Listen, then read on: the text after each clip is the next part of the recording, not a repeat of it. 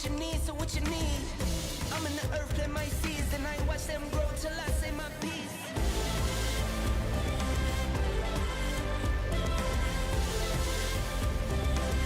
Know you feeling it, I got you feeling it. Bosses, tell me, do you believe in those monsters? I'm talking dreams so big that they'll haunt you, or they'll calm you.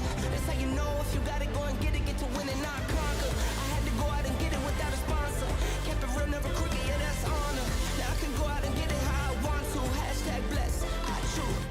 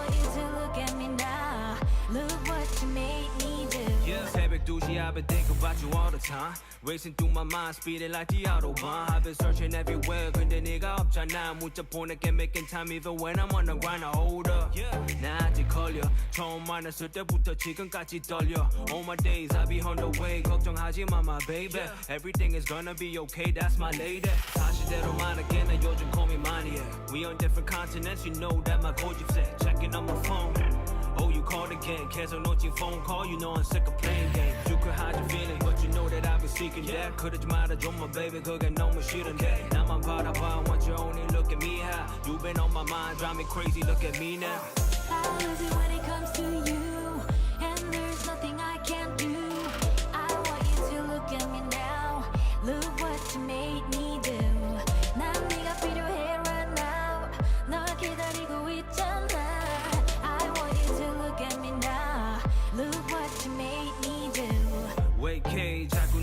부탁해 문자를 보낼 때 넌 계속 모르는 척해 I'm on my own but I got 20 things that I gotta say And I've been drowning in my thoughts daily 네 생각에 I lose it when it comes to you Something about you that I'm so into 늦었지만 gotta tell the truth 매일매일 생각나 look what you made me do My apologies 갑자기 마음이 got a lot of hit lottery Come to me 지금 바로 We could speed on the streets with the Wario the Lambo 지금 머릿속에 네가 살아있는 게 a problem And I've been think about it I'm out of time with 99 problems think about it 만약에 우리 지금부터 시작이라면 You don't have to worry about a thing I'll show you how it's done I lose it when it comes to you And there's nothing I can't do I want you to look at me now Look what you made me do 난 네가 필요해 right now 널 기다리고 있잖아 I want you to look at me now Look what you made me do 너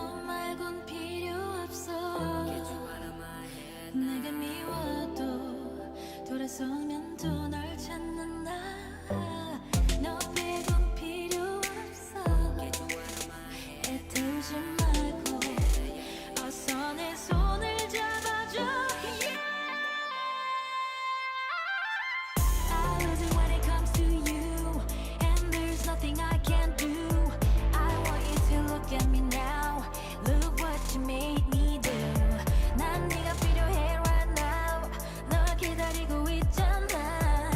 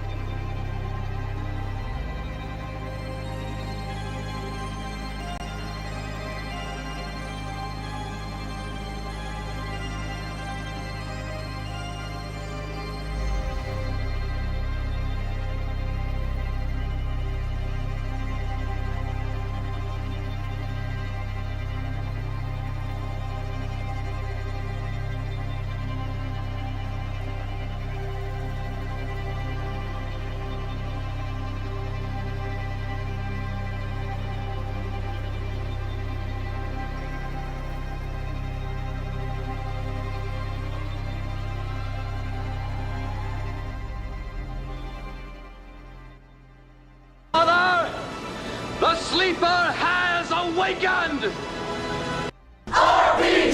Hello and welcome everybody to Knights of Last Call. My name is Derek Melinda, and I, of course, am your host for tonight's show. Tonight, we are going to be talking about Pathfinder 2 Archetypes. That's right, the train keeps on rolling.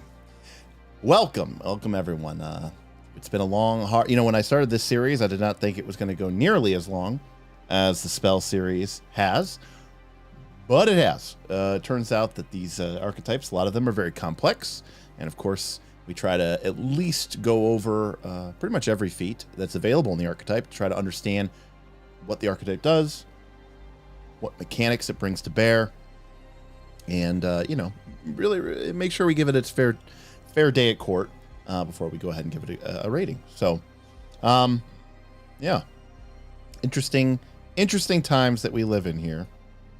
I just want to say shout out to we got a couple people in chat here. We got Gid coming at us from the other side of the world. Good morning there. Good Friday morning there to Mr. Gid, glaring in depth. Check out his YouTube channel if you're interested in Pathfinder 2 lore and you're a little sad that NoNat gave it one video on Erodin, or Erodin.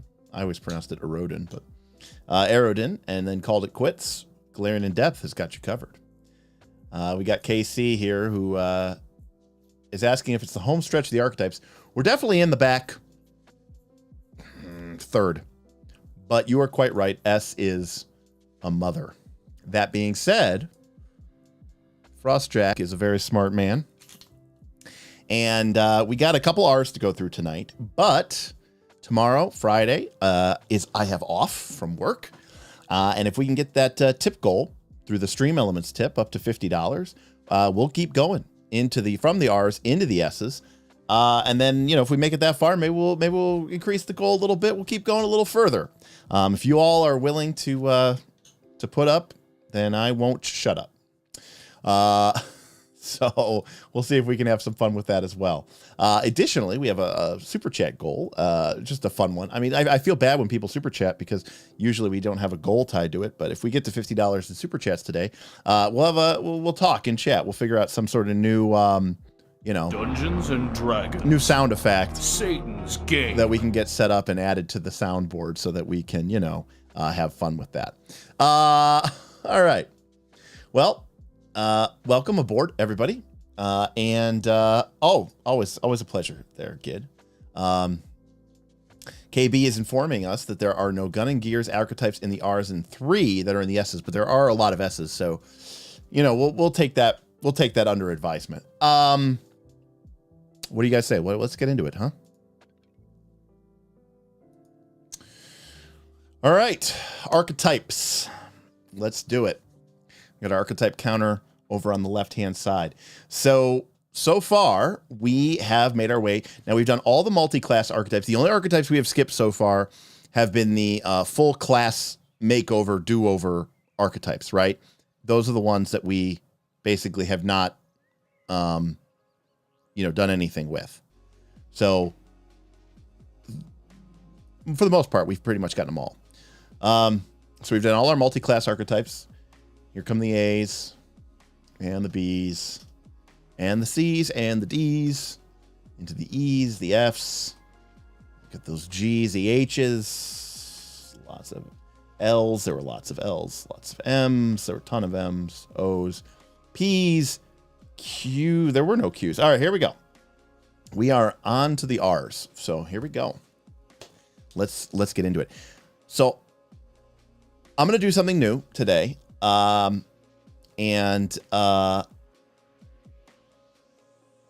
we'll get to it when we get to it. So this is the Reanimator from the Book of the Dead, a book that on the whole, I am pretty happy with. I think Book of the Dead's a great book. It's certainly a format that I would like to see them do more often. I felt like Dark Archive did not deliver the same way that I Book of the Dead delivered. So, yeah. Anyways, so Reanimator, we've got not a necromancer. It's a Reanimator. Cultures revere the bodies of the deceased, laying them to dead, empty shells. But you know differently.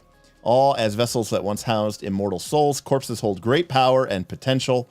As a reanimator, you have chosen to study your necromantic arts on the transformation of dead flesh into the innumerable varieties of undead, from the lowliest shuffling corpses and brittle skeletons to abominations of ghastly splendor.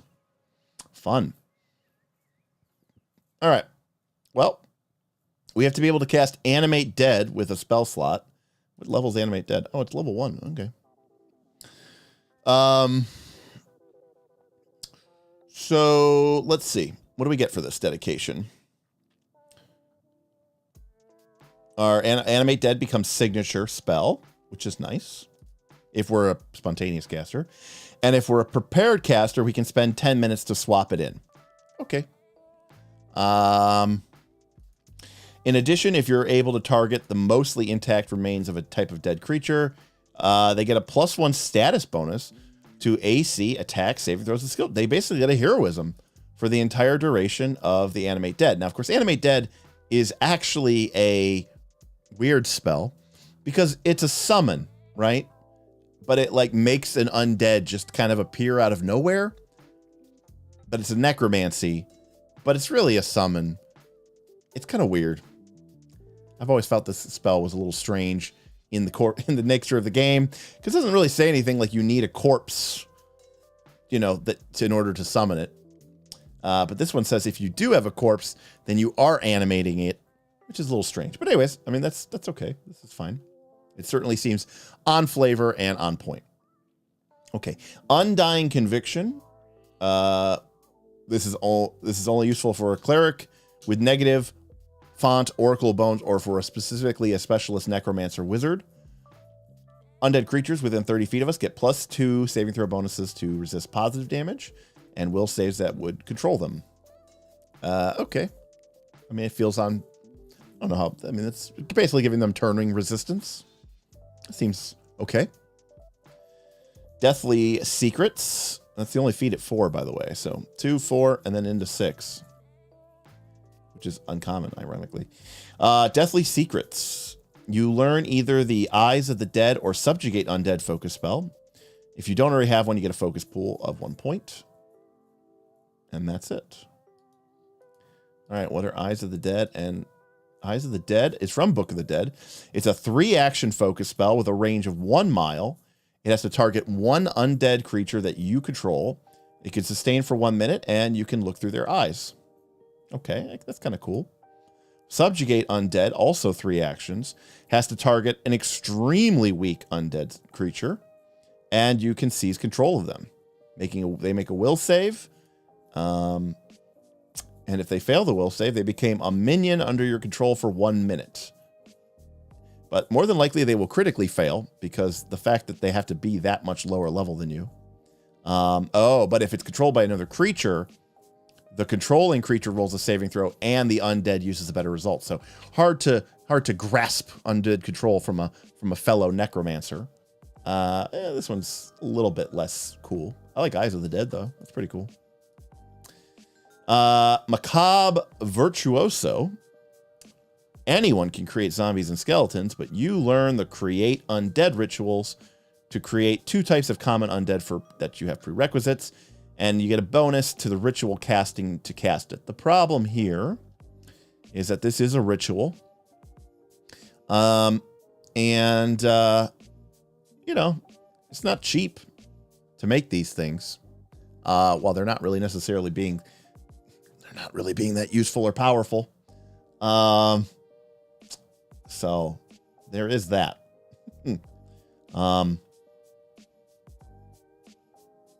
Let's see.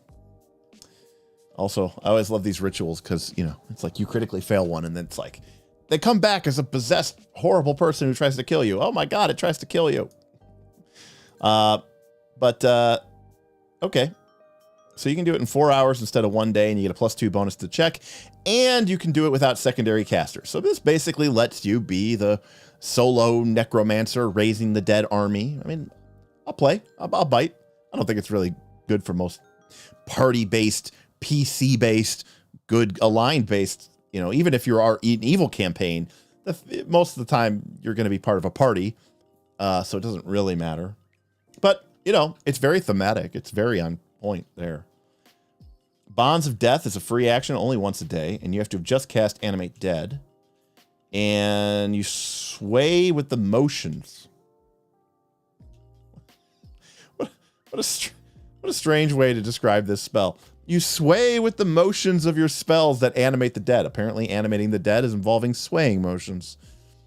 You sustain your previous casting of Animate Dead, binding the necromantic energy of 2 spells together with a metaphysical twine. Look at all that flavor text. All right, so basically, once a day, you can sustain 2 Animate Dead spells for 1 action. And it lasts for the whole minute of the spell. I mean, sure. Level 8 feat, 2, you know, getting a free sustain. Summons aren't great, but it's okay. I mean, it's giving you the feel of having lots of, you know, minions, I suppose. Although you still have to use a bunch of actions on your turn to control them. Greater Deathly Secrets. Your focus pool grows by 1 point at level 10. That's not bad. Malignant Sustenance and Grasping Grave is what you pick up. Fast Healing 7, but it's negative energy, and it'll heal undead rather than damage it. And it has to target a willing undead creature. So only useful against undead. Fast Healing 7 from a level 10 feat, which you will have heightened to 5, not focus 5 by that point. So Fast Healing 9, it's okay. Grasping Grave, 60-foot range, 20-foot radius burst, hundreds of arms reach out of the ground. This is from the core rulebook, from the Undead Bloodline. It's a very weak fireball. It's a very weak fireball. But if they fail, they get a -10 penalty to their speed. I don't know if I would trade the damage of a fireball for that, but if they critically fail, though, it's pretty sweet. They're immobilized. That's actually pretty nice, but this spell's okay. It's not super great, but still, it's an all right focus spell. I've seen worse. You know what? I'll give it a pass. It's a good spell. Masters of the Dead. A lot of focus points in this, and I gotta say, I like that. I like that design. I think this is a cool way to make archetypes stand out. You learn the Shambling Horror focus spell, and your focus pull increases by another point. So just between this one and this one, you'll be at 3 focus points. 3 actions. Touch a gargantuan or smaller creature. Again, level way under you, and has died since last sunrise. 10-minute duration, and it comes back as an undead minion. Zombie or skeleton. And basically it is a undead or zombie skeleton of a big thing. But again, it has to be very lower level than you, and that is going to highly, highly hurt this thing's ability to function in a game. But you know, it's still fun. You know, it's unfortunate that it only lasts 10 minutes, right? Like, if it's not going to be like, let's face it, if you have a creature minion that's 4 levels lower than you, it's not really going to be any sort of impactful to the math or the combat of an appropriate challenge to the game, which is fine. There's a lot of flavor there. But then why make the duration 10 minutes? Why not make the duration 24 hours or something? I guess it's a focus spell, but I don't know. Okay, Necromancer's Visage. Again, we have all those requirements. You have to be some sort of specialist undead creator. Let's see. Necromantic energy demonstrates your power over undead. Undead creatures can immediately sense your power and tend to act accordingly. If you take a hostile action, it becomes immune to your visage. But okay, what does it actually do? Each time an undead creature 2 or more levels lower than you must attempt a will save against your spell DC. Otherwise, you basically get auto sanctuary. So weak undead basically respect the power and have to make a will save to attack you. Again, this feat will almost never come up in your games, but it's very, very flavorful. The idea of a 12th level, 13th level, whatever, sort of necromancer, whatever, going into the crypt, and the lesser zombies and skeletons just sort of like, you know, they shy away from the creature, or they shy away from you, and they, you know, basically will not even try to approach you. I think that's really, really awesome, and that's really, really flavorful. I think it's a lot of fun. Sepulchral sublimation. Sepulchral sublimation. Again, same thing, all the stuff, but it's a meta magic feat. And we have to have at least one undead minion that we are permanently controlling. We repurpose the negative energy that flows through our minion at a moment's notice. Instantly destroy one undead minion within 60 feet that is permanently under your control. If your next action is to cast a necromancy spell from a spell slot, you don't expend that spell slot. Okay, but the spell's level must be half the destroyed minion's level or lower, and the spell can't have a duration. Again, I love the idea of consuming your undead minions to power your spells. But again, these undead minions that are going to be pretty expensive, and, you know, it's going to be not really that great. Very, very flavorful. All right, folks. For Reanimator, I am going to say that I'm going to give it a flavor of A. It's a very flavorful thing. I don't think it's really super appropriate for PCs, so it's definitely a flavor A. For the mechanics, like, the mechanics are here. They just don't live up, unfortunately, because of the way that the game works and the way that low-level creatures work and the cost of the rituals and all that other stuff. This is more of a fun class than it is. Summons aren't already useful, so, you know, unfortunately, Animate Dead is not that useful. Creating the undead, which are going to be very, very low level, could be with your permanent ritual, is still going to not be very, very useful to you. This is really more of a flavor class than anything. None of these abilities are super, super powerful. Some of the focus spells are okay, but for the most part, you're really not going to get a whole lot of usage out of this. I'm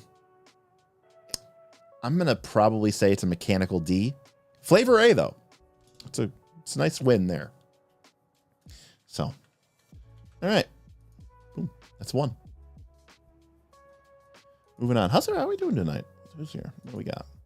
We got 36 people. It's a little light for an archetype stream, but you know what? That's okay. That's okay. That's okay. We don't need everybody here. We just need us. Obvious. Lance Quagmire stopping in just to say nice. I assume you're referring to this being live stream number 69. If PF2 ditched superfluous flavor text, their books would be like 75% shorter. Very true. Luigi is here. Hello. Hello, hello, hello. I'd say Mechanic C. It really effectively gives you the Necromancer stuff from the Ritualist archetype. Yeah, Craig, and I just feel like because of the focus on the lower level summons and the lower level creations, even the Necromancer's Visage, which I think is a really fun, awesome, flavorful power, it's really good. I mean, the monsters 2 levels lower than you are really not a threat to you anyways, more than 2 levels lower than you. So I just feel like the mechanics don't really interact well with the core Pathfinder 2 game. I mean, I could argue, I could see the argument for a C. I wouldn't fight it. I'll say D+, but we'll just doesn't really do a lot mechanically for you in 99% of games. And when I say mechanics, I mean, people playing the game because you want to be a Diablo 2 necromancer, right? Like, that's not what this is about. All right. Red Mantis Assassin is up next, and it's from the World Guidebook. So this is one of our older ones. We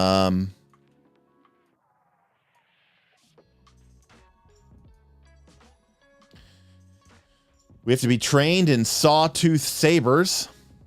We have to worship Achakek. We have to be lawful evil alignment. We have to be a member of the Red Mantis Assassins.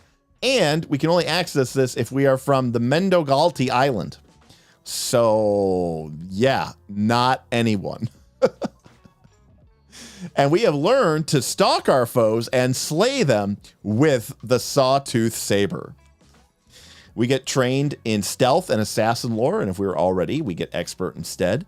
And whenever our proficiency in any weapon increases to expert or beyond, we gain that proficiency with sawtooth sabers. So functionally, this does everything that we want it to do.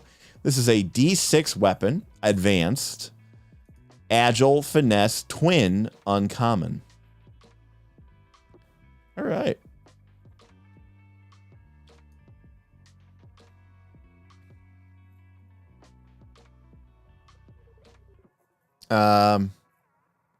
Austin says, how's it going, guys? Listening on my way to Ant-Man. I'm going to go see it tomorrow morning, Austin. So I'm looking forward to it.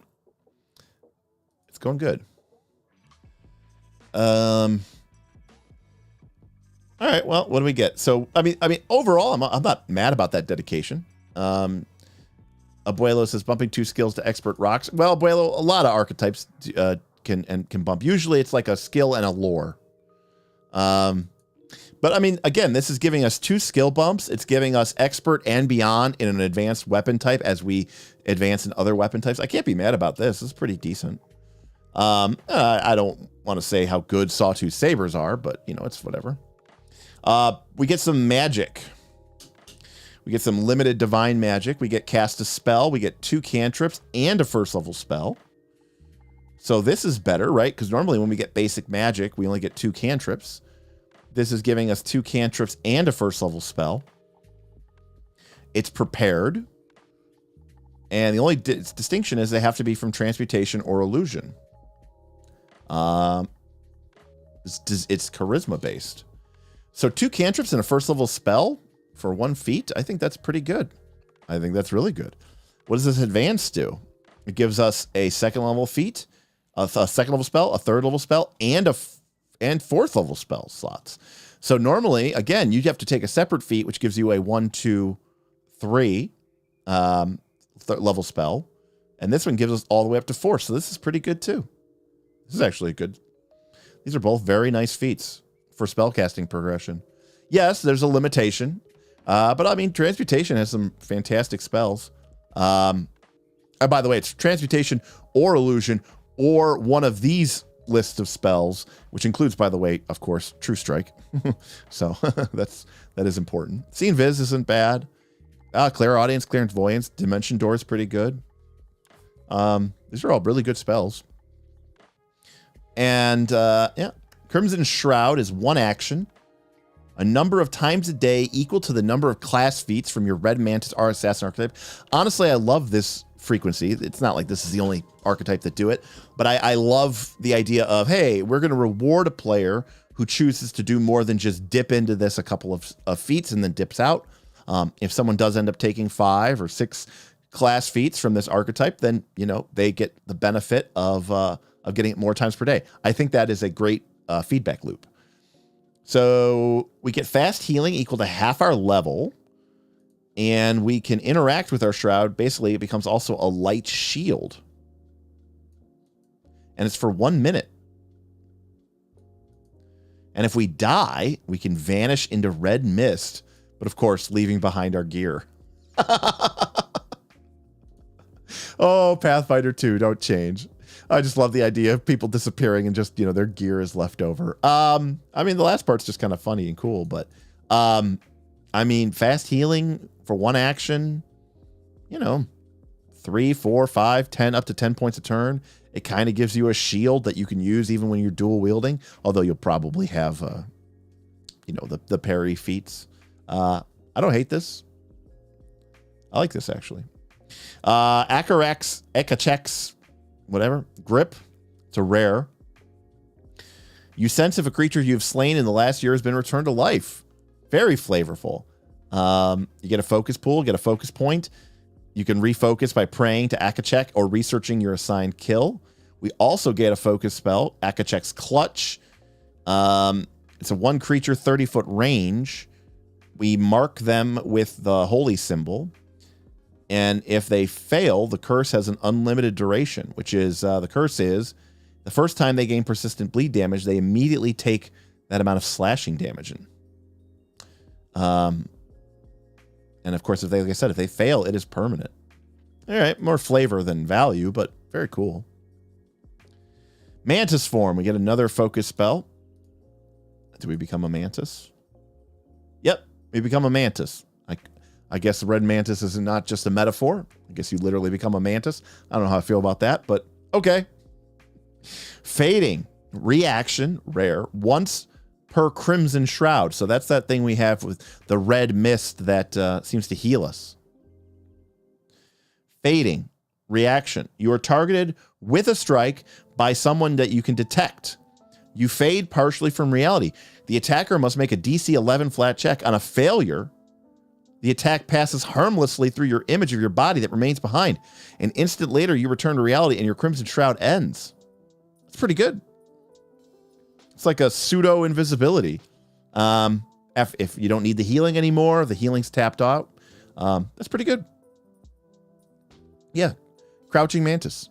Hidden Dragon. How's it going, Rick S? Technically, the interact with the shroud provokes. That's probably true. Yep. Just like the old parry weapons. Awesome. Verni training and prayer attack. Okay. Rare again. To resurrect a creature you've slain, a spellcaster must counteract your influence on death. In addition, we get 2 new 5th level spells to our spellbook. So people have to make a counteract check to raise someone that we've killed. Again, mostly pointless because 99% of the time, creatures you kill are not going to get resurrected, but it's very, very flavorful. And as an order of assassins, like this is the type of stuff that in a magical world where raise dead and resurrection are a thing, this is the type of thing that a elite, cult of assassins would need and have in order to make them deadly and scary. I kind of love this, actually. I mean, again, mechanically, this does nothing, but flavor-wise, it's very, very, very cool. And then lastly, we get prayer attack. We have to be wielding a sawtooth saber blade in each hand. 1 action. We've mastered the signature assassination style of the red mantis. Oh, I get it. Like praying mantis. 1 action. We get to feint an enemy within 30 feet. If we are successful, when we use prayer attack on subsequent turns, you automatically make the target flat-footed against your melee attacks for that turn without having to roll a check to feint, as long as you remain visible to the target and the target remains within 30 feet of you. I was expecting a little bit more from that for being the signature assassination style of the red mantis. I was ready to see something like, you stab them with the double sawtooth blades and you like saw off their head like a praying mantis chomping off the head of an insect or something, Okay. Well, what do I think about this? I'm going to say that this is A, flavor. I think this is very solid flavor. And I'm going to give it C, mechanics. Maybe B. If you let this rare stuff in, that's pretty good. I could see C or B for the mechanics. I actually think this is pretty strong. This dedication's very solid. Get 2 to expert. You get automatic proficiency increasing with an advanced weapon. This basic magic red mantis magic is very good. The advanced magic is good. The crimson shroud is totally plausible, totally fine. This is mostly flavor. This is mostly flavor. This is great. This reaction is insane. This one's mostly flavor. This one, I don't know. It doesn't seem like that insane. I mean, it basically makes, once you've made, yes, it is worse, greater invisibility with more steps. I mean, basically they're flat-footed to you, just like you were if you were invisible. But like, you have to be within 30 feet of you. If they leave within 30 feet of you, the effect ends. Like, I'm not super impressed with this.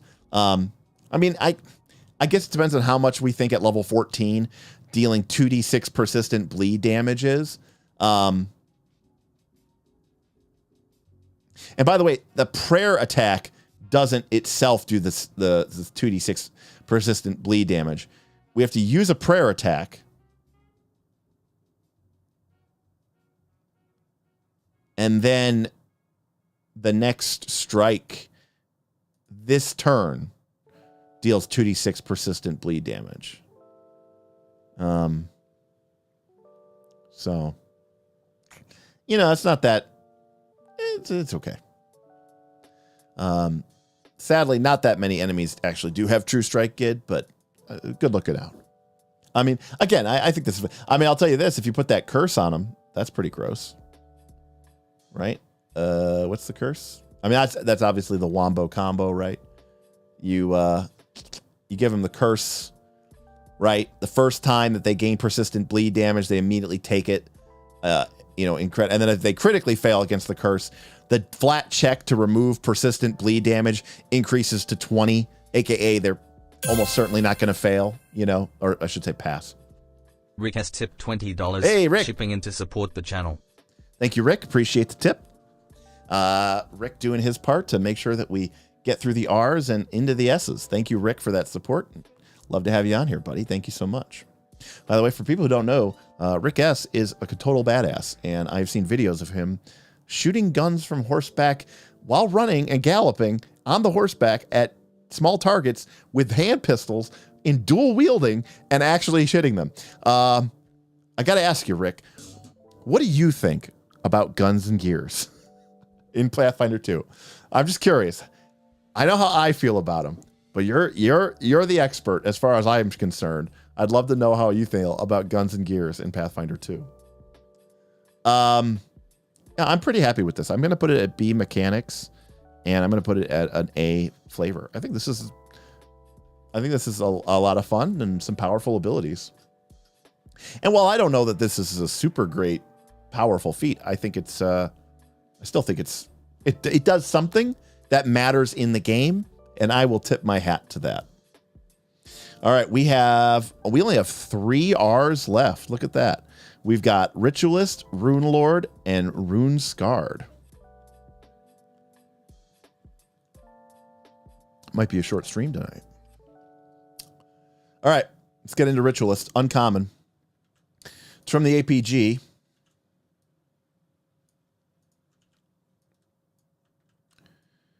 All righty.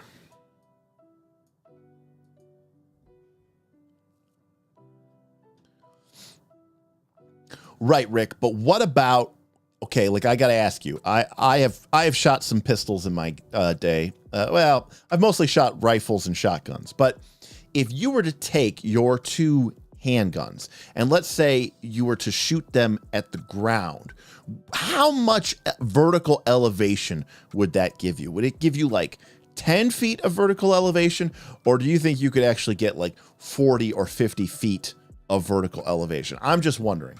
Obviously, the answer is yes. It's more of a question of scale. How much vertical elevation? Now, Rick, you're saying 0 feet, but this, I don't know about that, Rick.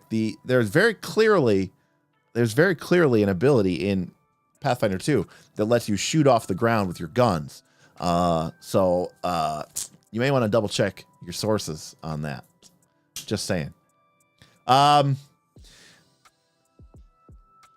Boothby coming in with the savage digs. He says, if only this game had rituals.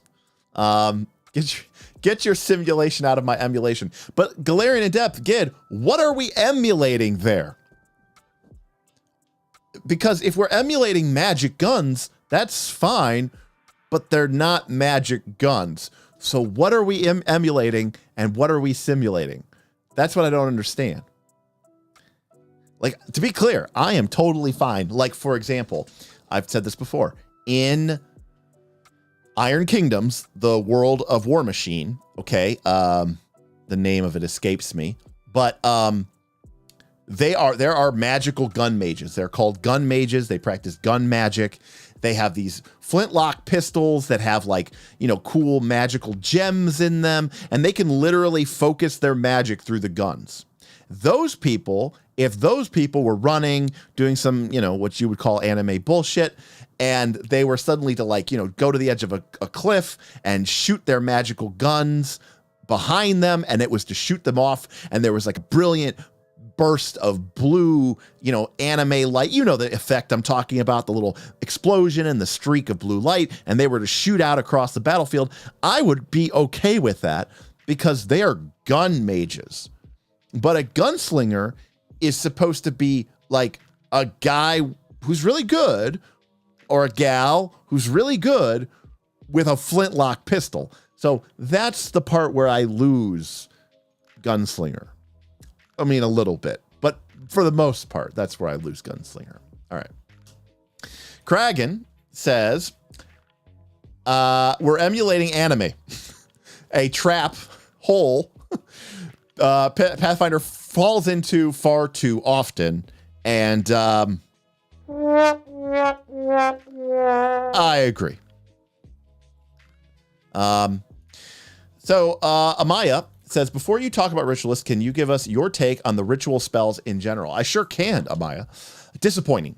Great idea. Amazing. One of the things that I've said a lot on this channel is, and honestly, for all the people out there, all the people who think I hate Pathfinder 2, the reason why I'm still talking about Pathfinder 2 is because I find that Pathfinder 2, I think, is a brilliantly designed game for what it does.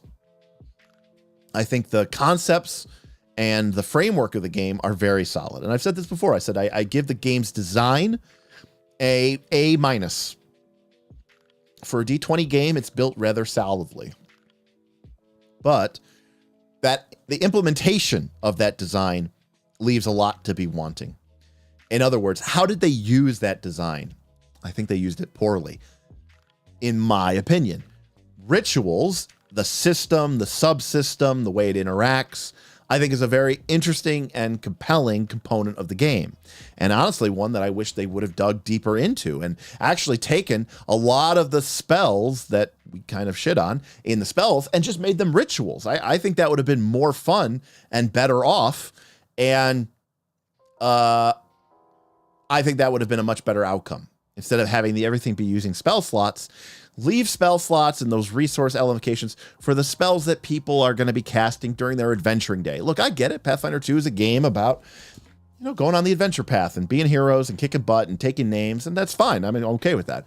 But you can move all the other stuff into rituals. And so I feel like they underutilized the ritual space. They haven't really gone back to it enough in future books, and I think it's just underdeveloped in a use space. And it's it's very sad. So, Frostjack, what about Pathfinder 2 E rituals versus 4 E rituals? How do they compare in your opinion? They're very similar in idea. Very similar. 4E's rituals, I think, were also very unsupported after the original core rulebook came out. There were a lot of them in PF1. There were a lot of them in Player's Handbook 1. There were some in Player's Handbook 2.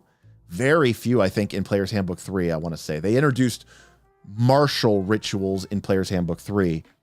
But I felt like they also underutilized them. Now, what 4th edition did is 4th edition said, hey, your spells per day and are going to be used for your encounter type spells, whether that be a fireball or a lightning bolt, but it could also be something like a fly spell or a levitate or invisibility, things that you're likely to use in your course of an adventuring day. And they moved a lot of the, fluffy spells like pass wall and these aren't necessarily useless spells, but they're a little bit more wonky, weird, whatever. Tensor's floating disc, pass wall, teleport, all of those things got moved into rituals. So while I don't think 4th edition delivered on their promise, I do think that their idea of how to use them was at least better integrated into the system. So both under supported, but which one is supported better? 4th edition. 4th edition is supported better than Pathfinder 2. All right, Ritualist. So this is all about casting rituals. So we already need, it's a level 4 dedication. So this is like one of the more powerful dedications you can have. You have to be an expert in one of the 4 main knowledge skills. You have begun to master the difficult art of casting rituals. You get a +2 circumstance bonus to all primary checks to perform a ritual. You get to learn 2 uncommon rituals with a level no higher than half your level. Okay. And then at 8th level and every 4 levels thereafter, you learn another uncommon ritual for free. You can cast these as primary caster, but you cannot teach them to anyone else. Okay. Sure. I mean, getting a +2 circumstance bonus is pretty sizable. And you get a couple of free uncommon rituals out of it. I mean, who hates that? Nobody. Flexible Ritualist. You can perform 2 aspects of a ritual by yourself. When you cast a ritual, you can reduce the number of secondary casters by 1. When you do, you must fulfill any requirements for the secondary caster, and you attempt the secondary check normally performed by that secondary caster. You cannot replace a secondary caster who is the target of the spell, such as in an Atone ritual. Well, that's actually not too shabby, because that means that in any of the rituals which require secondary casters, you can skip out of that. Like this one. If we want to animate object, we can make the secondary caster check ourselves. Completely. That's not bad. Cool for being someone who's good at being a ritualist. I can't be mad about that. Resourceful Ritualist. You can cast difficult rituals that might otherwise be just beyond your skill. Ooh. You can attempt checks to cast a ritual that require expert proficiency if you're trained, master if you're expert, or legendary if you're master. This isn't really going to work the way you want it to because the DCs are going to be higher and then you're not going to be able to actually succeed. That's a little wonky. I forgot that rituals are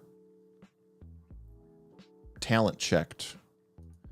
What is simulacrum?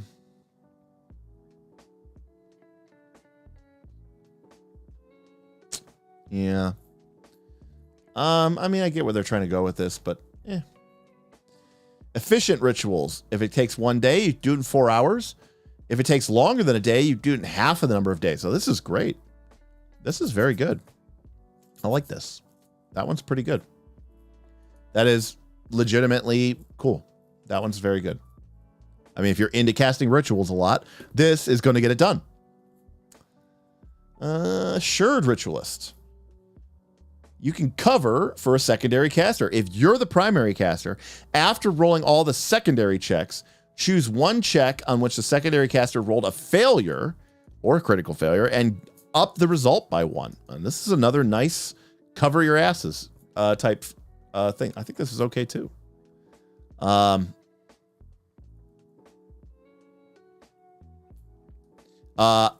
Absolutely Kragan. But Kragan, I mean, that's doing it for literally one ritual only, which is the create undead ritual. This is doing it for every ritual in the game, so it cannot possibly be as powerful. So, and then lastly, as we get to level 14, we get speedy rituals. We can perform rituals in a fraction of the time. If it is measured in days, we can cast it in that many hours. If this results in a ritual longer than 8 hours, you can split it between multiple days. So if something takes 3 days, we can now do it in 3 hours. That's pretty good. I mean, we're level 14, but our character is what they are. All right. Let's be honest with ourselves here. This is a pretty milquetoast archetype. You know, I don't think there's anything super provocative about the mechanics of this. I mean, they give you some bonuses. And, you know, I think the flavor is pretty mid. I mean, there's very little flavor going on here. It's more of a mechanical class, actually, now that I think about it. It's not really a flavor. Yeah, it's kind of more of a mechanics class, I guess. I don't know. It's straddling the line in my thing. I don't know. My temptation is to kind of say that this is a DD. I just find that this is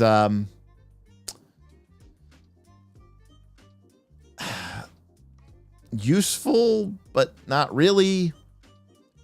Again, a D doesn't necessarily mean bad. I just think, I don't know. Maybe don't you want more out of this?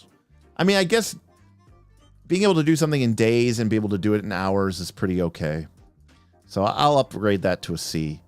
But I'm going to leave the flavor at D. I just don't think this really makes me feel like that much of a ritualist, I guess. Maybe. I don't know. The only reason I'm going C here is because I think that being able to upgrade a secondary caster by from a failure to a success, and being able to do something that takes days and be able to do it in hours is worth something. I agree. I mean, with everybody who's been saying this, Sean is saying it, but you know, this would be better if rituals were better. Yeah, I mean, that's kind of it's kind of a given. Yeah, it's just kind of it's pretty underwhelming. Yeah, I'm gonna go down to D. Okay. We have got 2 more R's. We got Rune Lord and Rune Scarred. Pretty good. Pretty good.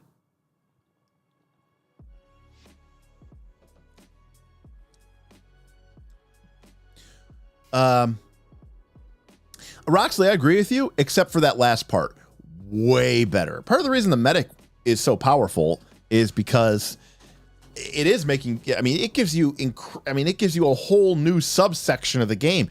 Medics can like cure blindness and stun and death with a treat wounds check. Like that's some next level shit, Roxley. Coral asking the important questions. I'm sorry, Corel, I remember it now. Will the Rune Lord rise? You know, that's something that's always bothered me. You know, that has always bothered me.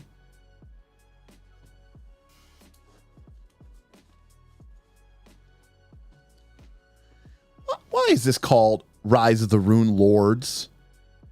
There's one. There's one Rune Lord. And they're trapped in the Eye of Avarice. Why is it called Rune Lords? There's one. It should be called Rise of the Rune Lord. Rise of the Rune Lord, right? Like that would be a cool name for the frickin' adventure. But that's another, well, that's a whole separate thing, but all right. Here we go. Rune Lord.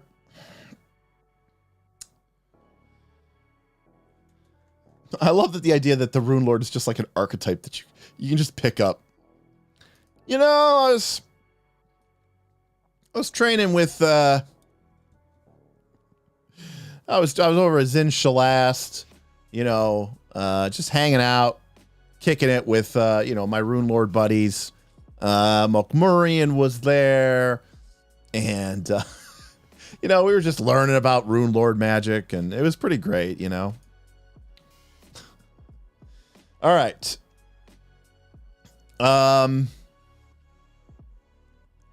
It's like, oh yeah, like didn't because like in the actual lore, I think of, right, because in current day, oh, is it a class archetype?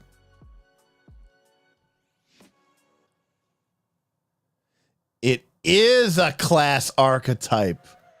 Dun dun dun.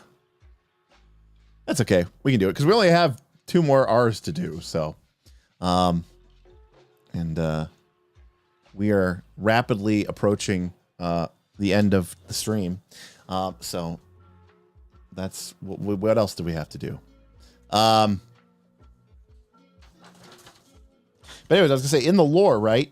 Like, you know, you go and play this adventure and you're like, oh yeah, cool. We beat the adventure. We fought our way through the entire adventure and we got to the end and we traveled into the Eye of Avarice and, you know, we fought, you know, Karzug and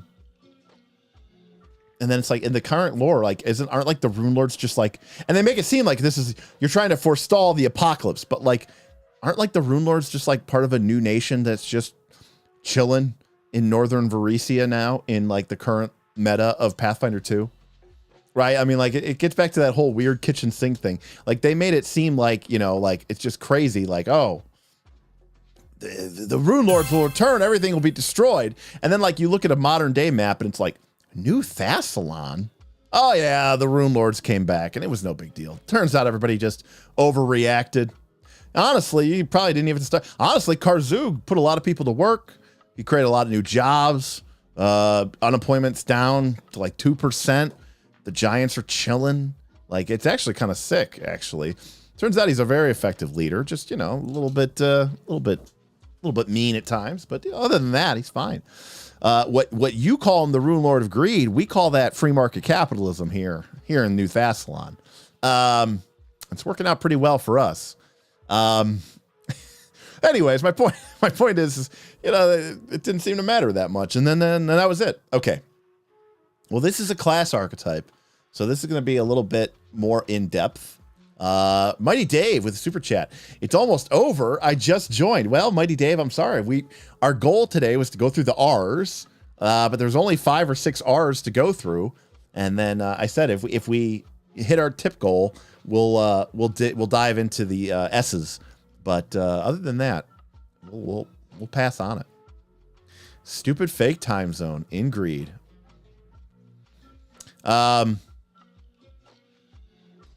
All right, here we go. So, I love Pathfinder 2.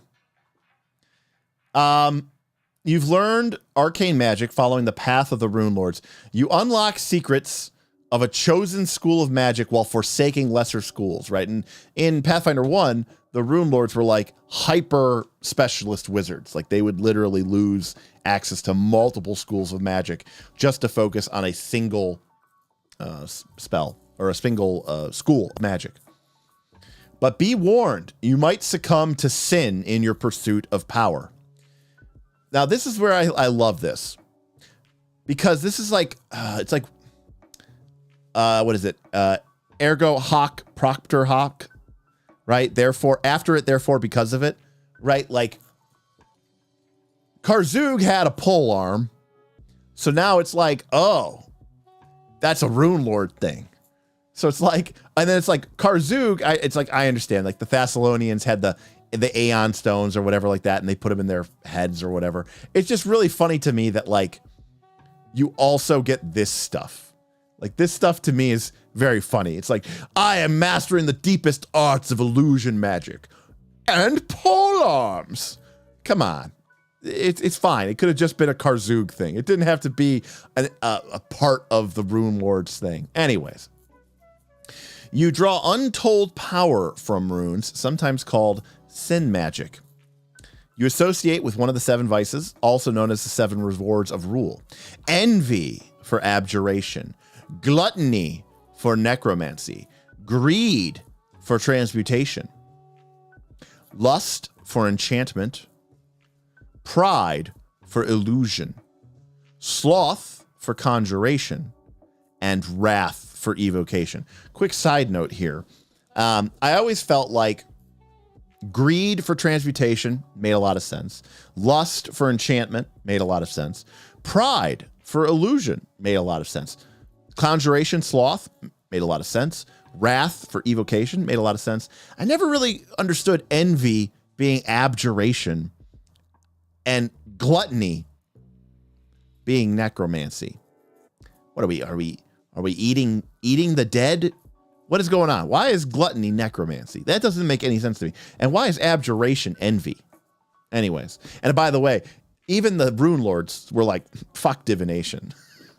It wasn't even a choice. There was only 7 sins. What are you going to do? Something had to go. Like I could see divination being envy, right?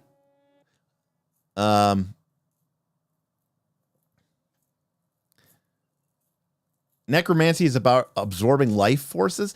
Yeah, but like gluttony is eating and consuming too much food or physical things. I just don't see how that has to do with being undead. It doesn't really make much sense to me.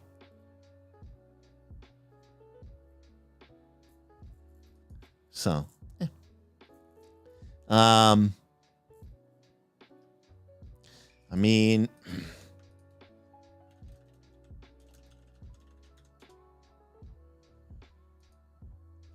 according to Christianity.com,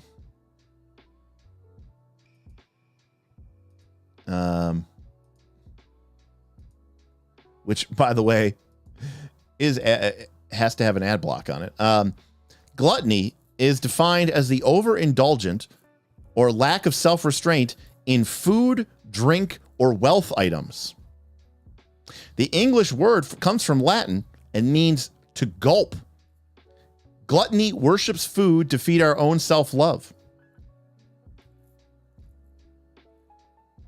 So, in the Bible, gluttony or excess of food led to a curse of utter destruction upon Sodom.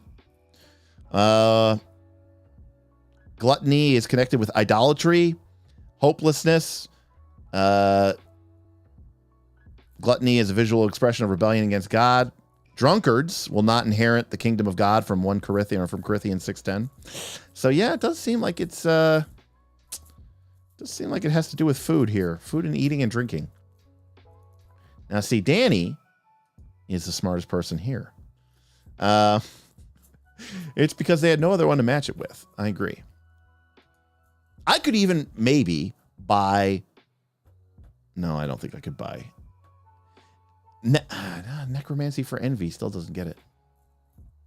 Yeah, yes. If anything, necromancy could be envy of the living, I guess. I don't know. All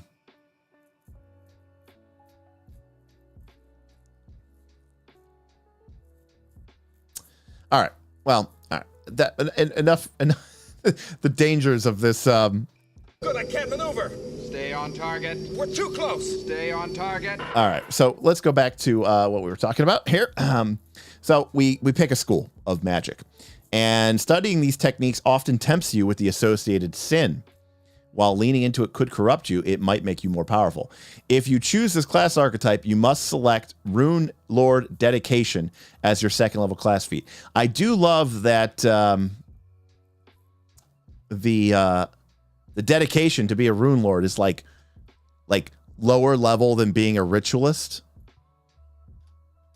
Oh, no. Listen, Taco Scrambler is 100% correct.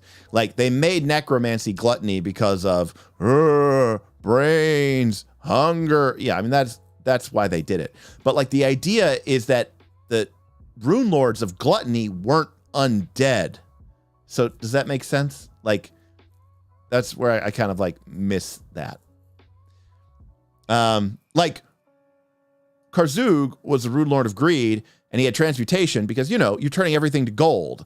Like, if you're gluttonous and you love surrounding yourself with overwhelming meals and copious drinks and, lewd women and what are you're going to surround yourself with undead? Like, that doesn't make any sense. How does undead help me fulfill my need for gluttony? Unless I have some really strange tastes. Pull out the Book of Vile Darkness. All right. The undead don't need food, so more for you. I mean, I guess. All right. By the way, we have to take Rune Lord Dedication as second level class feat, or we explode.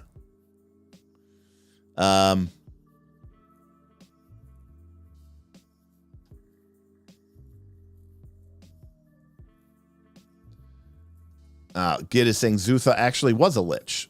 So does that mean that to be a lich, if you're an undead, do you have to be the Rune Lord of Gluttony? Could like a non-lich person be the Rune Lord of Gluttony? Also, once you're a lich, you don't hunger for food and drink. What the hell's going on? All right.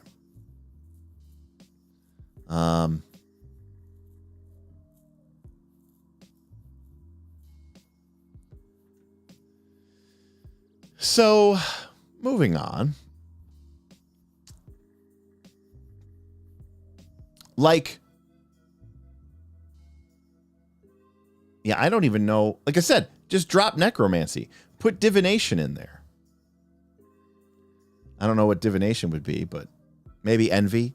You can spy on other people and see what other people have. Mirror, mirror on the wall, who's the fairest of them all, right? Wouldn't you say that she was pretty envious? I would. Okay.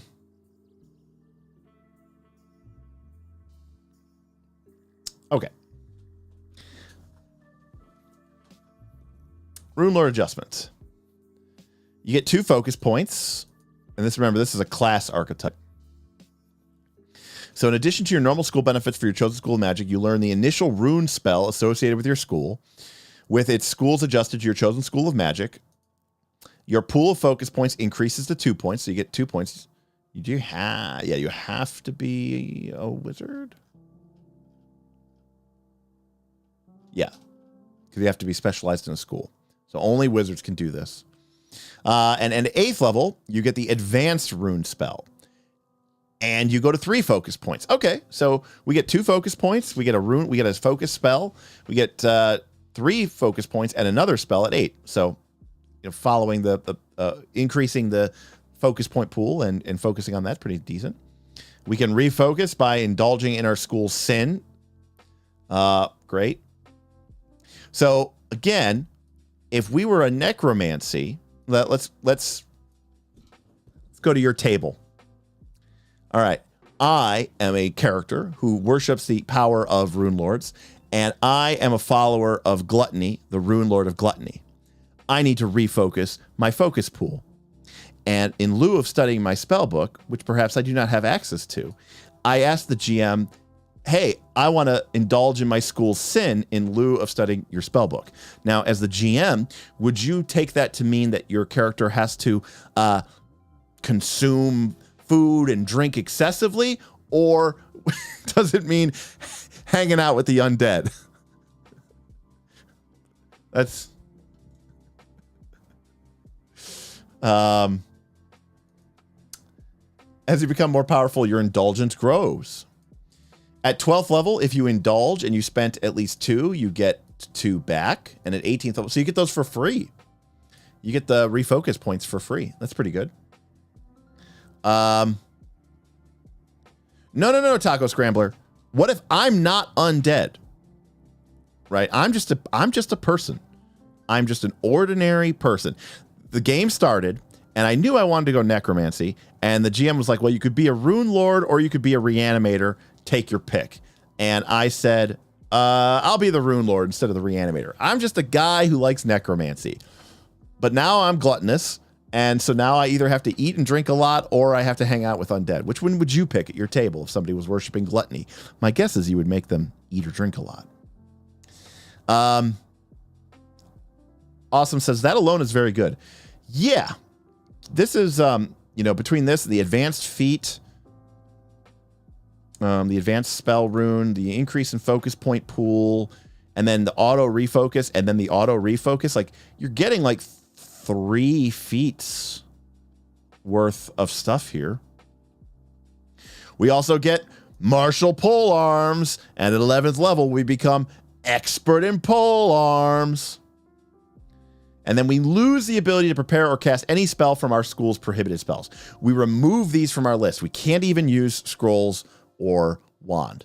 Not for food, Kragan. I meant like taking back the necromantic energy like a battery and using it to cast another necromantic spell. All right. So these are the possible. The following 7 schools are considered proper specializations of Thessalonian rune magic. In this paradigm, the Thessalonians consider divination magic to be something every wizard should learn, but that none need to take the effort to master it. Okay. So if we go to abjuration, we lose evocation and necromancy. We lose our fireball or chain lightning. That kind of sucks. If we go conjuration, we lose evocation and illusion, losing those fireballs and lightning bolts and conacles. Lust, we lose necromancy and transmutation. Wrath, we lose abjuration and conjuration. Illusion, we lose conjuration and transmutation. I'm pretty weak on the conjuration school in Pathfinder 2. So it might be one of these 2. Okay, here we go. Rune Lords of Necromancy tap into their constant hunger for power and enhancing their longevity. potentially even unto undeath. So they basically are transmuting gluttony to being hungry for power. But I would think that all the Rune Lords are pretty hungry for power.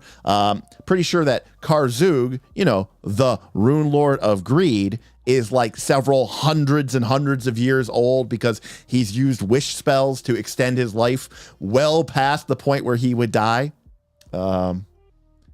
Hungry for power, aka greedy. Okay, well, there we go. Additional feats. So we have to take Rune Lord dedication. Rune Lord magic increases, and you practice with your school's associated weapon. Nice. You gain an additional cantrip. And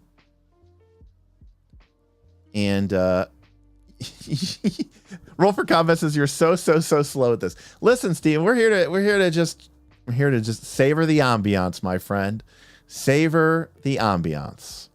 Conjuration went from one of the best schools, I agree, to worst schools. Yeah, probably. We gain an additional cantrip, and each time we gain a level, we get an additional spell in our spell book, which is okay. Not great, but it's okay. But we have to take this dedication in order to get all the cool benefits from being a Rune Lord, which are pretty sizable. What else do we get? We can shove Aeon Stones into our face. Cool. This does nothing, so that's pretty awesome. It's basically just flavor. I mean, they can make a DC 30 check to cut it out of our face. So, Kragan tip $10. Plot twist. There are no level 2 or lower tattoos. You get nothing. Not until Treasure Vault comes out, Kragan. Ayo. Tattoo artists, we can make magical tattoos. We get formulas for 4 magical tattoos of level 2 or lower. That is hilarious that in the core game, though, the lowest level one is 3. That is... actually, I don't want to speak out of turn. So let me see really quick. I'm going to go check and see what we get in the vault. We're going to check the vault here. All right. Oh, it's nice. You can tell when you open up a Paizo PDF because my $7,000 computer starts lagging because it can't handle all the incredible work that they did in order to make this thing useful. Okay, here we go. Magical tattoos. Guess what? We've got Ancestral Geometry at level 2. We've got Bewitching Bloom at level 2. So we've got 2. We've got 2.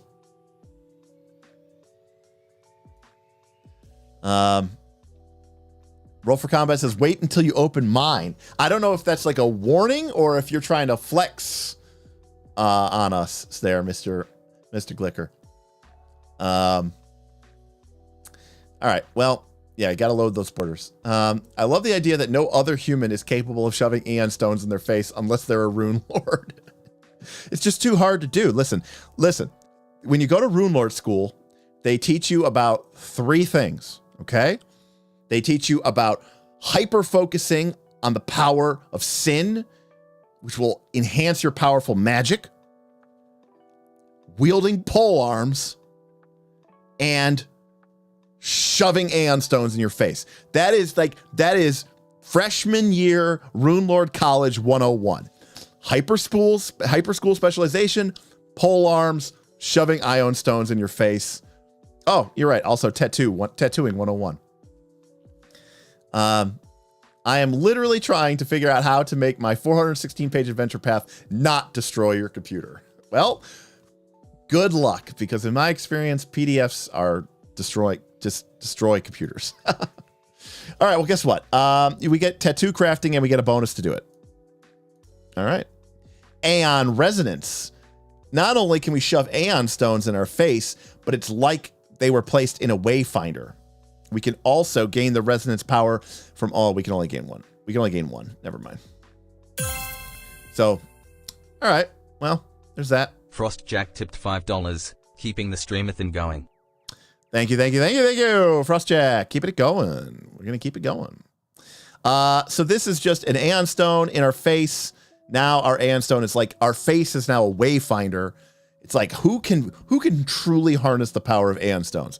Well, the Pathfinder Society, through their magical kind of cool little exploration, Dora the Explorer compasses, and Rune Lords by shoving them in their face. All right, but clearly after learning all this powerful magic, right? Like, there's got to be more to the class than just Aeon Stones and tattoos. Oh, you're right. Pole arm tricks. Because our trained wizard with a strength of 10 really is going to need that critical specialization effect on pole arms. Because that's going to come up all the time. I don't know about you, but I mean, my wizards, they are just going into melee. And the thing that I'm thinking when I'm going into melee with my wizard is, man, it sucks that I can't take advantage of all these critical hits I'm dropping. I just feel like I've left so much on the table. I got like 7 crits last session, not a single critical specialization in place here.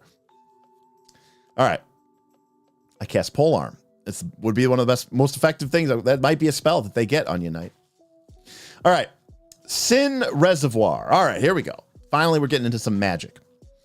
During daily preparations, you can indulge in your associated sin.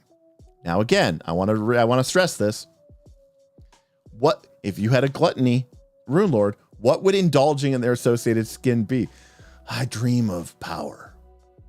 Everybody else has to like go and do stuff. That character could just be, I'm gluttonous for life, for power. Do you have to do anything? Nah, I'm good. Makes them undead.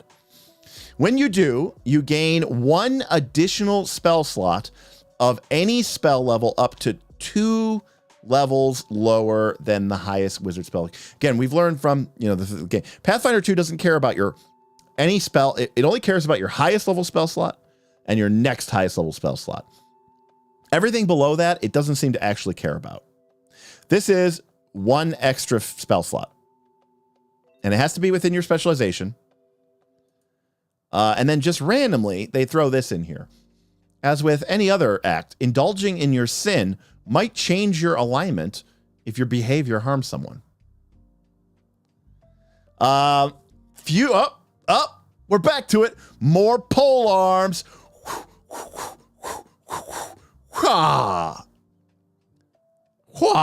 We can fuse our staff with our pole arm so that we have a pole arm staff.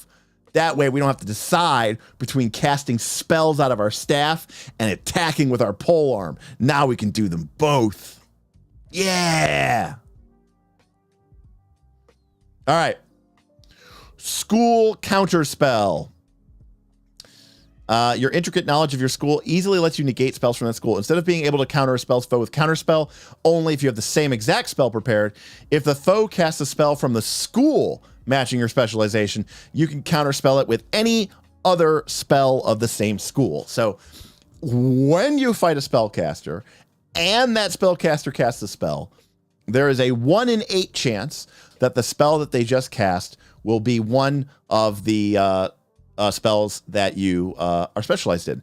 Now, Ex Oblivion is correct. It's pretty good for certain schools.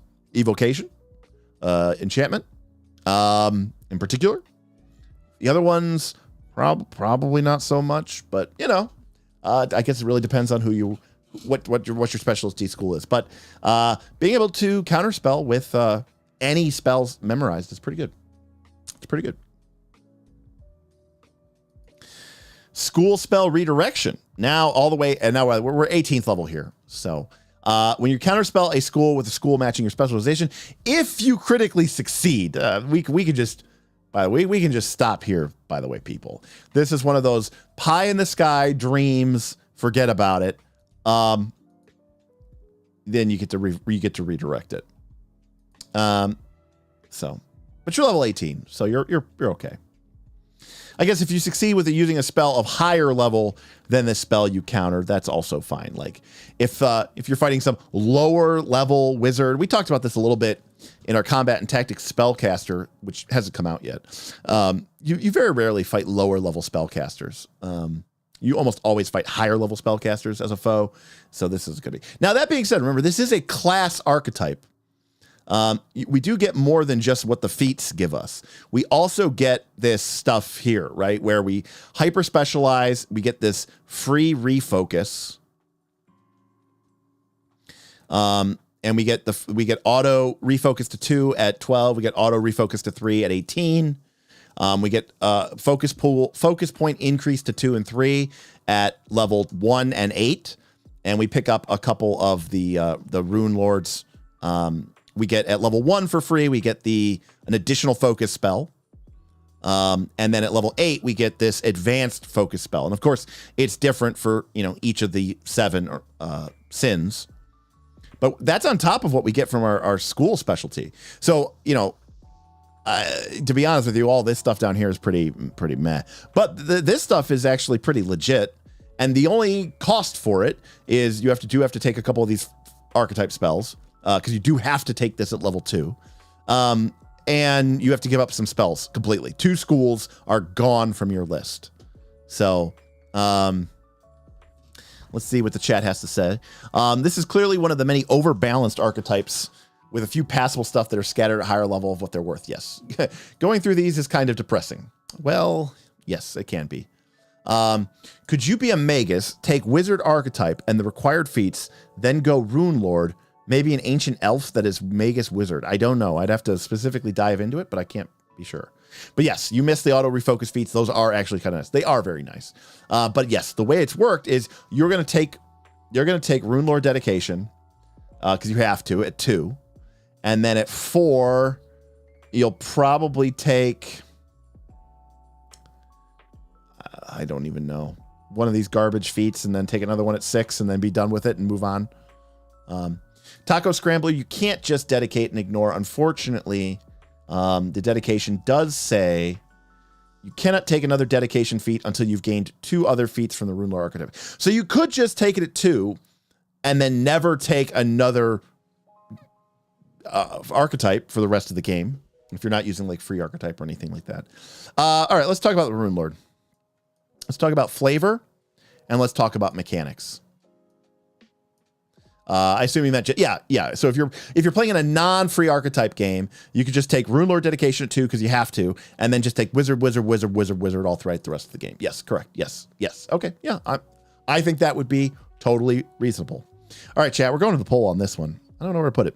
We are going to start off with, so Amaya Ray says, is refocus feat really that good? Isn't it just the difference between a 10-minute rest and a 20-minute rest? Amaya, no. This is a common mistake that people make in Pathfinder 2 when they are new to the game. If your character only refocuses for 1, if you read refocus very carefully, it will say you cannot refocus again until you have spent a focus point. What this means is that if you do have 2 focus points, but your refocus value is only 1, then after you spend 2 focus points, you will now have 0. You can refocus in 10 minutes and gain a focus point, but now you are no longer able to take the refocus action. Thus, you cannot actually get back up to 2 until you take a long 8-hour rest. The refocus feats specifically allow you to regain 2 focus points at a time. So that is a common mistake that a lot of people make. Okay, Rune Lord. We're going to start with the mechanics. We'll start with the flavor, actually. Now, this is supposed to be the ancient, powerful Thessalonian, lords of destruction.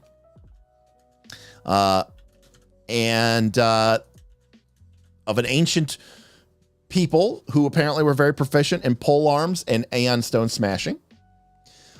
Do we feel like this dedication and class archetype delivers on the promise of being a powerful Rune Lord from a flavor perspective, right? This is a flavor choice here. Like, does this make us feel like if your character had the ability to, like, it would be really cool if your character had the ability to, like, maybe tempt themselves with evil and power in order to gain additional spell points. But all that stuff about be careful about falling to that's all fluffy bullshit. It has absolutely no mechanics. It's totally just make it up. And that's it.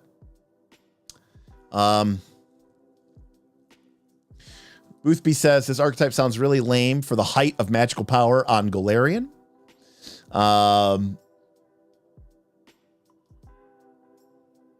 Let's see. Damien says, I house rule that you get the refocus feats for free, so this archetype sucks on my table. Kragan says, flavor F, what does this even do that makes you perform like a Rune Lord? Satir also says, I always let my players refocus to full no matter what. Focus spells are cool, let people use them. Cool name. Mechanics are a little bit yeesh. But I love fluffy bullshit. Yeah, I mean,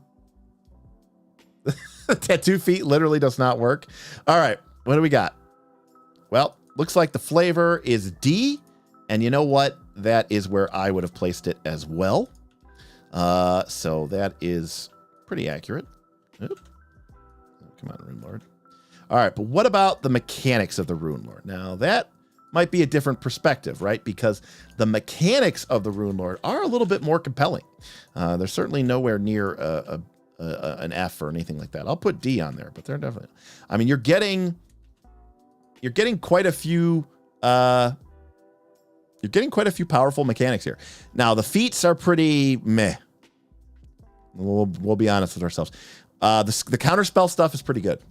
We like that for certain schools, but the polearm stuff is useless. The betting Aeon Stones in your face is useless.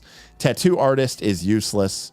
You get some extra cantrips. You get to add free spells to your book, but you most importantly get 2 new focus spells, and you automatically get 2 focus points at level 1.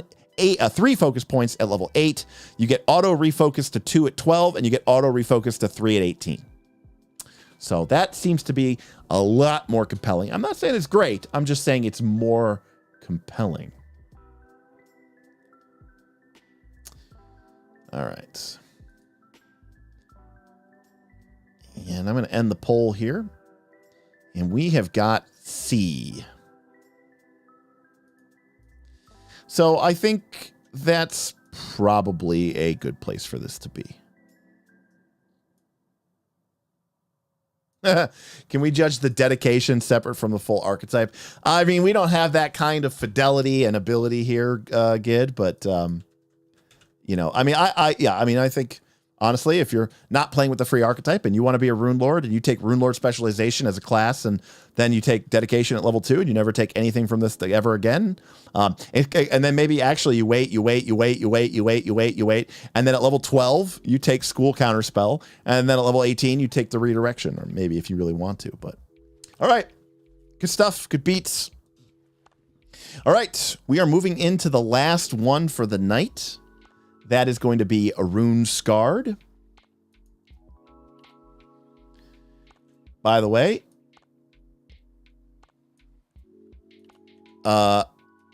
just in case you might have been confused with the previous one, this one is the rune magic of Thassalon has left its mark upon its flesh. Your newly emerging field of study in Varesia of rune magic. Huh? What? Didn't we already have this? Oh, but the other one's rare, and this one's uncommon. All right. Guess what? We're doing more rune magic. This one's very short. Not a lot of stuff going on here. It's from the Rune World Guide, so early on.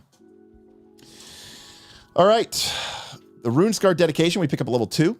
We have to be trained in Arcana, and we have to be from the Saga Lands. Whether through our blood, if we are Varisian, Shoanti, or New Thessalonian, or by exposure to rune magic, we have become rune-scarred with visible, glowing runes on our body in the form of tattoos or scar. We're already cooler than the Rune Lord. You might have even possessed these marks before gaining the archetype, but you only truly became rune-scarred when you choose to study and tap into the rune's power. We get an upgrade to expert in Arcana, and we also become trained in Thessalonian lore or expert if we were already trained in it. Choose one cantrip from the arcane list.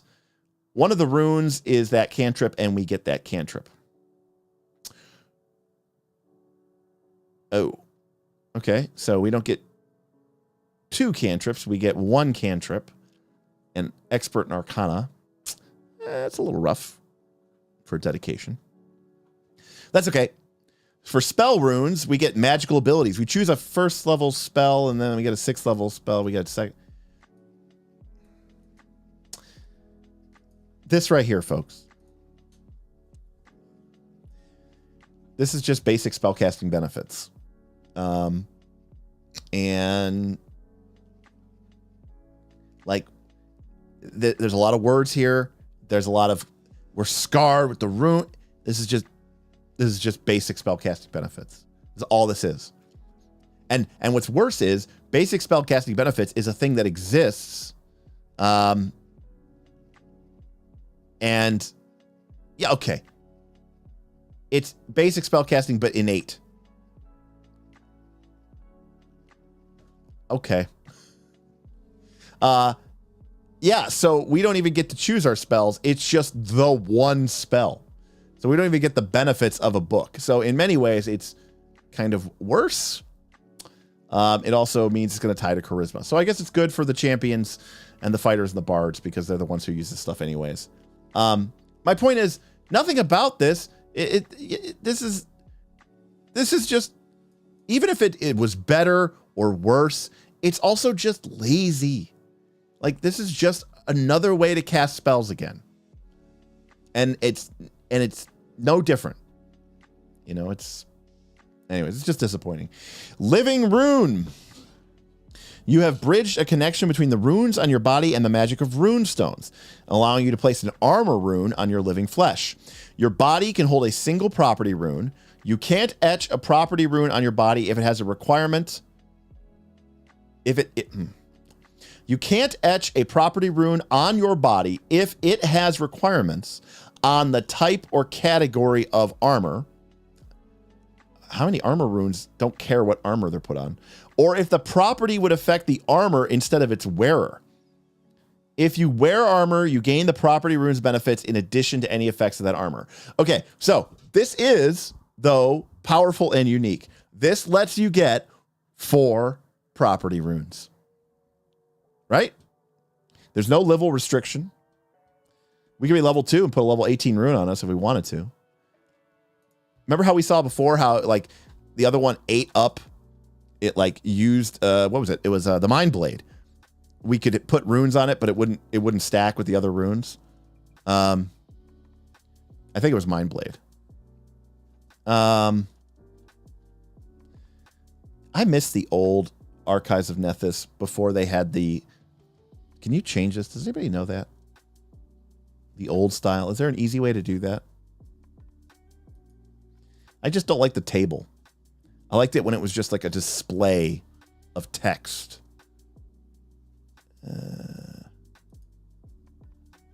No, that's not it.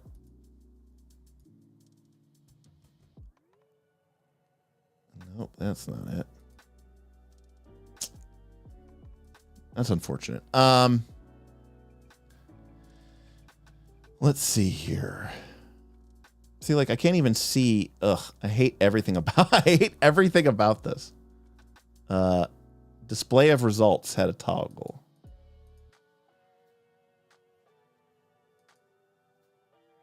The results display. Oh, here we go. Perfect. Thank you. Hey, there we go. Results display. Cool. Okay. So Slick says etched to armor, but doesn't care, so we could use Slick. This has to be light or medium, so we couldn't use it. Stanching, we could use Stanching. We could use Glamored. We could use Ready. We could use Lesser Dread, which is a fantastic one. Deathless. We could use... Okay, the fact that we can get energy-resistant runes means I'm great. This is great. All right, so Living Rune is cool, and it ties into runes, and we're rune scarred, and we're putting a rune into our flesh from a rune stone. You know what? I like this a lot, so I like Living Rune. I mean, again, I wasn't sure what required armor or not, but being able to get any of the energy resistance runes, greater or visible, or not invisible, sorry, greater or energy resistant, greater. What are the? Oh, it's just energy resistant and greater energy. I thought there were 3 types. Oh, that's on the rings. Gid says I can't use the glamour because it targets the armor. Oh, you're right. Okay, but still, energy resistant rune alone is a great for a feat, especially if you're have nothing else to do with your feats, or you have a free archetype, and then you get 4 property runes at higher level. That's pretty cool. Or 2 early on, which is also pretty cool. All right, warding rune. Ooh, choose a school of magic, get +2 to saves. Yikes. That's very resistant. I mean, 99.9% of the time, people are going to choose evocation or probably enchantment, maybe transmutation, but that's a very specific benefit. Greater spell runes. You gain more powerful spell runes, and this is just beyond basic spell casting to the next level, except we never get to 7th and 8th level magic like we would with master spell casting benefits. We just get a 4th and a 5th and a 6th. They're arcane only. It's 1 spell. There's no book. There's no prepping. And, that's, whatever. It's basically just basic spell casting benefits. So, Rune Scarred. I'm going to say that the Rune Scarred's flavor for me is a F. I don't think anything about this class feels flavorful at all. I feel like this is just a coat of paint on the basic spellcasting benefits. Living Rune, maybe, but none of this feels particularly imbued with the runes of ancient Thassalon. I don't know. This is just a total miss for me. And for mechanics, I don't know. It's probably a D. All right, chat. What do you think? Let me know.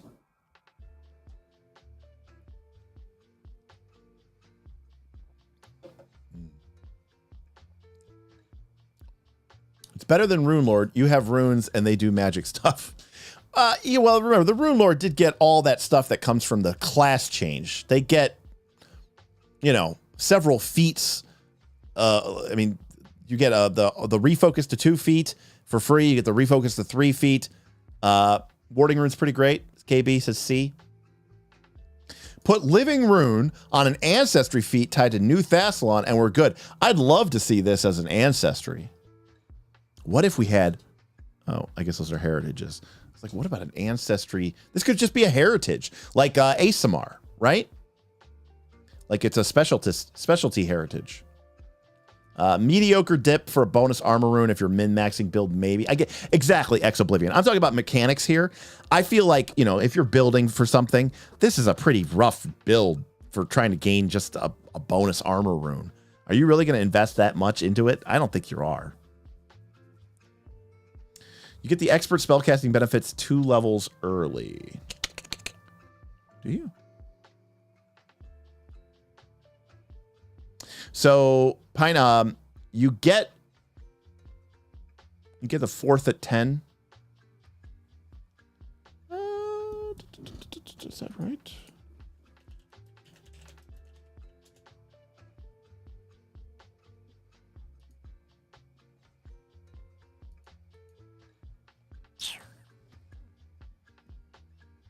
All right. Yeah, you're right. You get it a little early. All right. I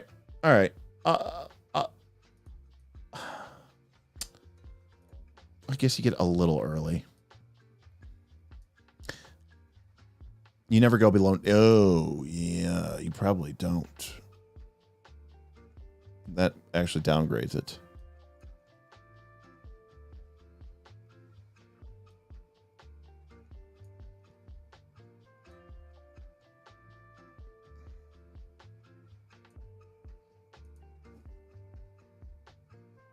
Yeah. You're stuck at trained. That really hurts the DCs. Back down to D, my friend. All right. Well, I'm not very impressed with this one. Derek is advocating for more ancestries or heritage. No. Frostjack, let me be clear about something here. I like the ancestries and heritage system of Pathfinder 2. Again, I think it's very well designed. And I think it's actually a great way to sort of mix and match your biology with your culture. I think they didn't do a good enough job, honestly. I think the ancestry feats should be tied to heritages or tied to ancestries, some of them being biologically determinate and some of them being culturally determinate, which I think would be fine. I think they should have leaned more into that. But I think heritages are a fantastic way.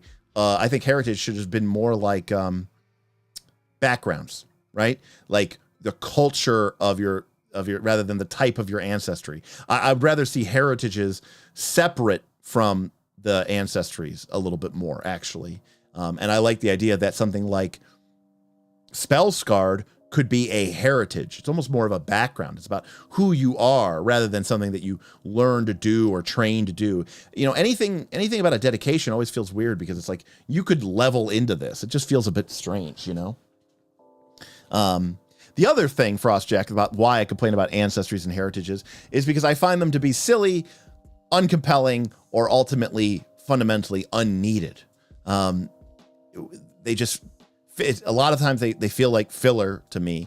Filler to fill a book, filler to fill word counts. I don't really see the point of them, is what it really comes down to.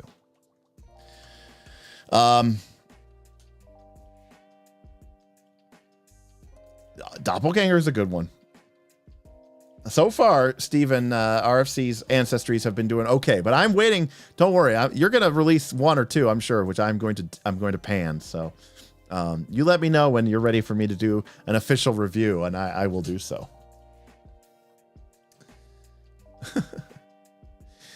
All right. Well, that brings us through the R's, and that is the end of the R's. Now, like I said, I will love them all.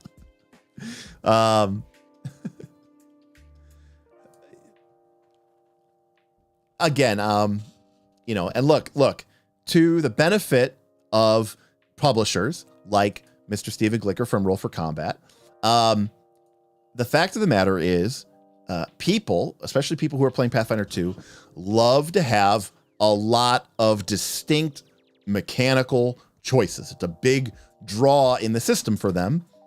And just having a beastkin heritage and saying, you can make this whatever kind of beast you want is not as compelling to people as specifically having rat heritage, bunny heritage, dog heritage, cat heritage, etc., etc., etc. And so, again, I mean, the customers demand it, and so the publishers will publish it. I mean, that's just the way it goes. Okay, so stream was a little quiet tonight. I do want to say thank you to everybody who came in there and supported us. But we're about 20 minutes till 9 o'clock, so we can just hang out and stuff like that. We can just do some generic Q&A if people want to talk about Pathfinder 2 or RPGs in general. But we're not going to dig into the S's until next time. But we do have a lot of S's to go through. Scout, Scroll Trickster, Scroll Master, Scrounger, Sentinel, yada, yada, yada. Bunch of shadows, bunch of shields, the much maligned Sixth Pillar, Sniping Duo, Soul Warden, Soul Forger, more stuff with spells. There's like 5 archetypes that start with spell. Staffs. Look, we're still going through the S's here. So S is going to take us at least probably 2 sessions for us to do here. Danny says, I've been waiting for Scout for a week since I found your series. All right, Danny, we'll tell you what. We got 20 minutes. We got a little bit more than halfway to our goal. So we will start the S's with the Scout, just for Danny. We'll get one in. Your money was not wasted. All right, so we're just going to do this one, and then we're going to wrap up for the night. All right, so we're going to do Scout. Now, this is from the APG. And here we go. Scout has a dedication, a bunch of level 4s, a bunch of level 6s, a 10, a 12. So not a whole lot going here, but we'll break through it here. The Scout, you have to be trained in stealth and survival. So sort of a rogue ranger, obviously, Scout. We get Scout's Warning Ranger feat, which is it's a class feat, free action, and they get a +1 circumstance bonus to their initiative roll. I mean, we're getting a class feat for our dedication feat. And then we also get a +2 circumstance bonus to initiatives if we use the Scout action instead of +1, which is also quite good. In Abomination Vaults, the party, when I GM'd Abomination Vaults, our party's rogue had the Scout archetype, free archetype, and it was quite good. All of these things provide good usage. Normally, we didn't really use the Scout's Warning because he would just use the Scout exploration activity to grant everybody a +2 bonus to initiative. And quite frankly, +2 bonus to initiative is on an entire party is worth quite a bit. Now, we don't get any skill upgrades, but I think gaining a feat and gaining this is probably more than enough to make up for it. So very good here. Next, we have Eclipsed Vitality. Now, this is a new one to me because this came out in Knights of Last Wall, so I was not familiar with this one at the time when we were running this in Abomination Vaults. But this is obviously specific to being a member of the Knight of Last Wall. This is not normally something that you would get for the Scout archetype, so it seems a little disingenuous to include it. So you're always avoiding notice, hiding, and sneaking to full life sense, and you're concealed to any creature that only uses precise life sense. Again, good for undead campaigns, but not part of the usual Scout archetype, so let's just kind of ignore it for the most part. Scout's Charge, 2 actions. You choose 1 enemy, you stride, and feint, and strike. So for 2 actions, we're getting 3 actions. So 2 actions, we're getting 3 actions. With the Flourish, we can only do it once per turn. And we get to stride, feint, and strike. And for our feint, we can stealth instead of deception. I mean, this is basically like the rogue sudden charge. You could literally charge a creature straight up, get behind them, feint, attack with them flat-footed, and then set up the flank for, or I should say, get to the other behind them, and then set up the flank for the rest of your party to move in and actually flank them. This is fantastic for the sort of dexterous, agile rogue, the people who don't really have the good charisma to make use of deception for feinting. You're going to use this a lot. And again, we had a rogue Scout in our Abomination Vaults party, and he made really, really good use of the Scout's charges. Plus, it's a good action point enhancer, and you can't be mad about that. So, good, solid. Terrain Scout. Now, I will say, by the way, this first thing here, the dedication, getting the Scout's Warning, getting your allies bonuses when they're scouting, that feels very flavorful for a Scout. I'd have no fucking idea why this is a Scout's Charge. Like, nothing about this flavor-wise is even close to making any sort of sense. But, I mean, at least it's powerfully mechanic. All right, Terrain Scout. Again, we get the Terrain Stalker. So it's a class feat, but it's an archetype feat. So if we're using free archetypes, it's very much free. But we are getting 2 skill feats. We're getting 2 copies of Terrain Stalker, where we have to pick different types of terrain. And we can sneak without attempting a stealth check as long as we move no more than 5 feet. And we can automatically approach creatures to within 15 feet while avoiding notice during exploration mode, as long as they aren't actively searching or on guard. Which again, sort of seems to clash with other rules elements in the game. But, you know, sure, why not? In addition, not only do you get those 2 skill feats, but if you avoid notice and your allies are following the expert and you're in that terrain, they get the benefit of the terrain stalker feat, which is very cool. Like, that's legitimate. Now everybody can basically auto avoid notice and get within 15 feet unless someone is specifically searching. That's pretty nice. It's pretty good. It's pretty good. Fleeting Shadow. Again, 2 actions, and you get to hide, sneak, sneak, which is moving and hiding and then moving twice while hidden. Well, it's very good for hiding. Again, this doesn't really feel scoutish to me. This feels more like shadow dancer, rogue, assassin, but okay. Scout speed. You get 10-foot status bonus to your speed, and your overland travel speed is plus 20. This is a fantastic feat. Obviously, Long Strider does much the same, but we don't all have access to Long Strider. And we certainly don't have access to a wand. Getting this at level 6 is a fantastic. You know, if you're an elf with the fleet feat, and you could easily have something like probably 45 foot speed or something by this point in the game, and that is a lot of speed. So this is a fantastic feat all around. Again, Scout's Pounce, which feels more like a rogue ability rather than a scout ability, but we're getting action point enhancements. Again, we have to be hidden or undetected, and we can't be within 10 feet of an enemy. We make 2 actions.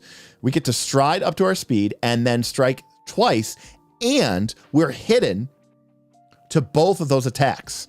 Now, for a rogue, this means 2 sneak attacks, and that is incredibly awesome. That is very, very, very, very powerful. Obviously, if the opponent would already be flanked, it doesn't make a difference. But if they're just out in the open, you can move, strike twice, and if you were hidden before you did that, you would get to sneak attack and then sneak attack. And they're flat-footed, and you're hopefully attacking with something agile. So even though the multiple attack penalty applies normally, you're still getting 3 actions for 2, and you can't be mad about that. Can't be mad about that. And lastly, camouflage. If we're in natural terrain, we can just hide and sneak, even if we don't have cover, or even if we don't have concealment. We could literally just be standing in the middle of the woods or the snow field or the cavern, and we can just say, I'm going to make a hide check. This is very powerful and very annoying, and honestly, people probably don't make good enough use of this ranger feat, but it is very good. And I would say it's even better on a rogue than a ranger. So the fact that a scout can pick it up is a pretty nice win. All right, scout. Mechanics is a solid A. I mean, this is a fantastic class. And I would say the flavor is probably like a D. Feels like the class is more about being a diving, nimble, dexterous rogue than it is being any sort of scout. We do get a couple nice ones. We get the terrain scout, and we get the scout dedication. But the flavor wise, I feel like it fell short. But mechanics, I mean, it's solid as all hell. I mean, that's pretty damn good. All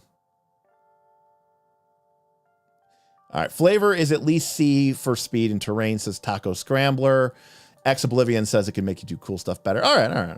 I'll buy. I'll upgrade Scout to flavor C, middle of the pack. But it's very solid, very, very solid A on the Scout. So I think that's pretty good.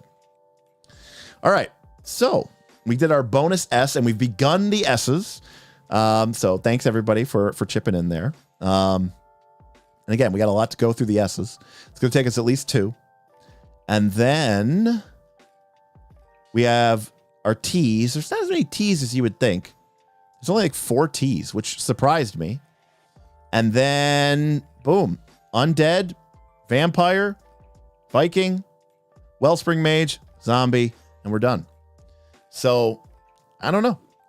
Maybe we have 4 more of these, maybe 5. We'll see.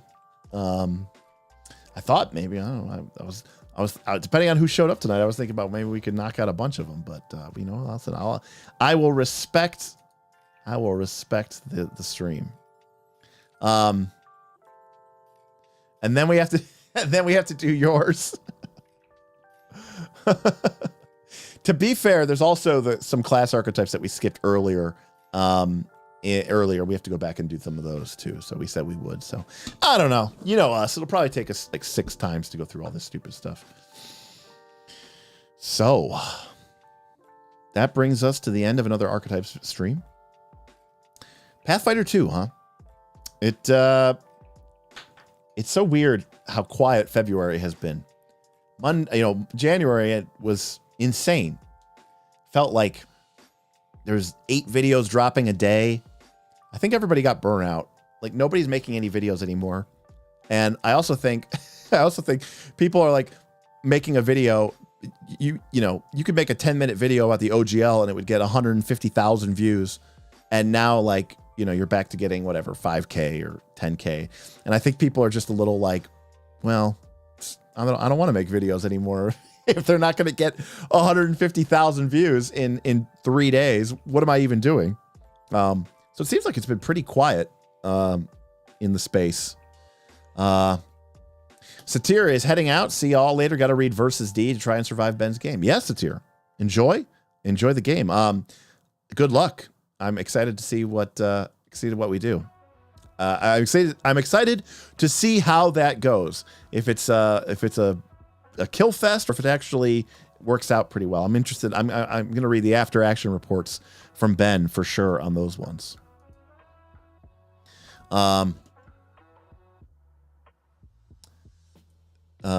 There's merit in staying humble. Absolutely. I mean, our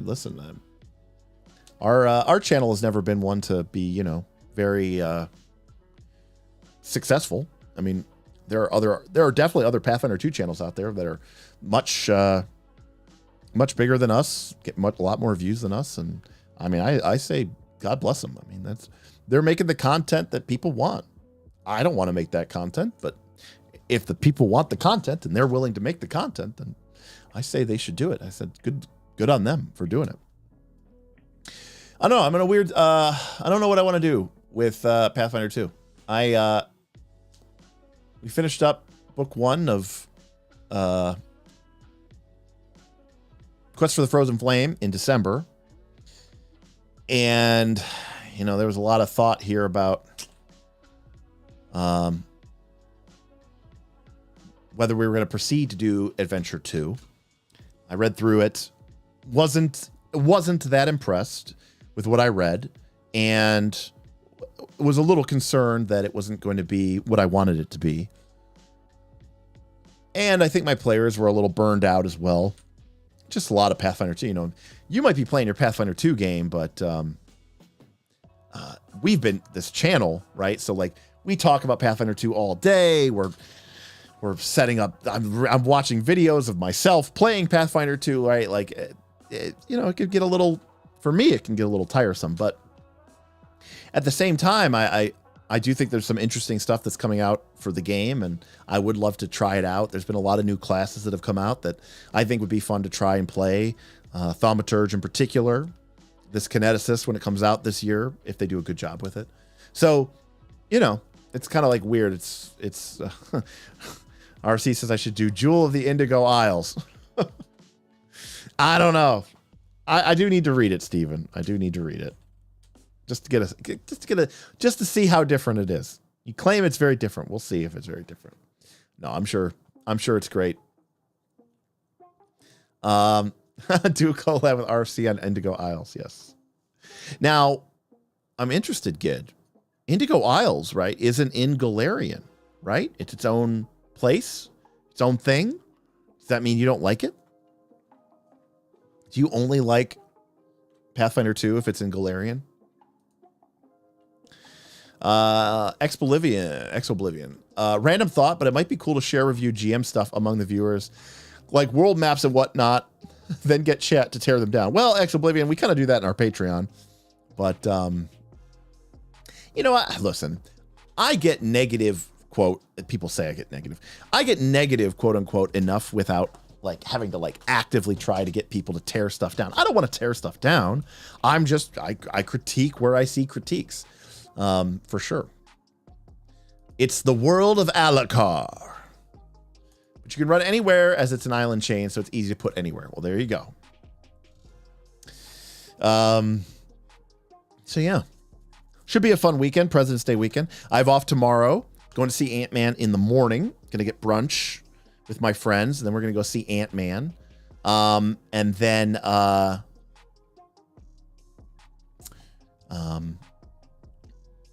wait, we do videos in the Patreon? It depends what you mean, Kragan. We do have a monthly exclusive Patreon live stream. And if you go to the Patreon page, you can find links to all of the prior bonus content videos, which only patrons get. If that's what we mean. And also sometimes there's Discord events where we go live and it's just we do it on Discord, which obviously means it's only for the patrons. That's true. I mean, the Gamayan Gid are very, very Pathfinder 2-esque. You must admit to that, right? I mean, it's a parrot person. How could we go wrong?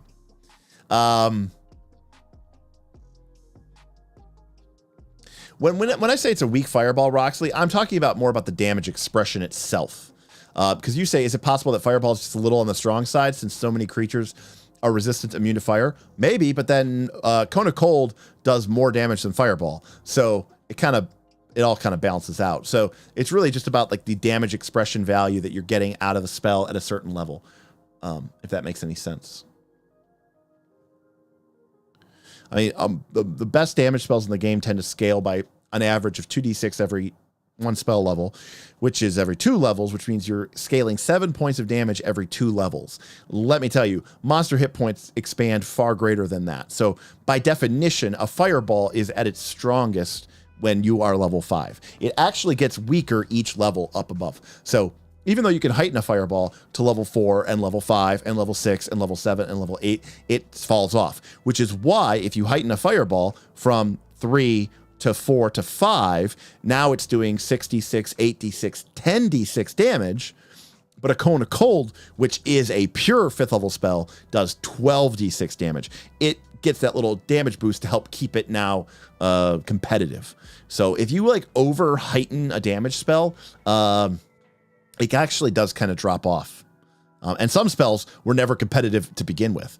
Also, you were curious about fire spells being rated higher. Yes, there are a lot of creatures which are immune or resistant to fire. However, fire is also the elemental type which has the most creatures with weakness to it. So it's kind of like a damn, you're either going to get the nuts or you're going to get screwed. So it's kind of a mixed bag in that perspective. I've never watched any of these things. Terrible hero tier contributor. Well, Kragan, I mean, listen, they're out there, buddy. If you go to the Patreon, I'll message me or something on the Discord, but I'll show you where the stuff's at. But yeah, whenever we do a video release, there's a Patreon bonus content. Like for example, right now I am working on my the spells and magic, or what am I calling it? Versus spellcasters for combat and tactics. It's a video that we did. Actually, we did it last year. I never got it edited and never got it made. And then, but when we do the video, when we kind of sit down to record it, we always do, we aim to do 20 minutes, and then we end up doing like an hour or more. And then after we're finished with the sort of core video, we'll sit down and we'll do another 15, 20, 30 minutes, which is just part of the Patreon bonus content. So YouTube will get the main video, but then whenever we do a combat and tactics or a spell review, a product review, the patrons always get an extra video, which kind of goes a little bit deeper, more into it, maybe a little bit more freeform, less guarded, because it's going to a private audience rather than the wider YouTube audience. So yeah.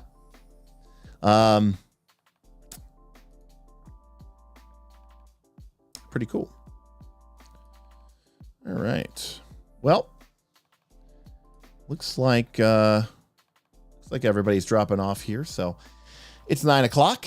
And I think we're going to dip out. I want to say thank you again to everybody for hanging out and being a part of the action tonight. That was very, very, very kind of you to support the channel.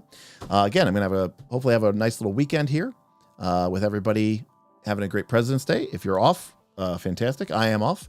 So I got a nice little 4-day weekend here. Going to be working in the studio, going to be getting some stuff done. I think we're going to be live Sunday because we are going to keep talking about Sentinel Comics. On Tuesday, we did a first look, but we got a lot of support. We did over $100 of tips and support for that first look. And that means we're going to be back on Sunday to talk more about Sentinel Comics and superhero RPGs in general, which is definitely a favorite genre of mine. So,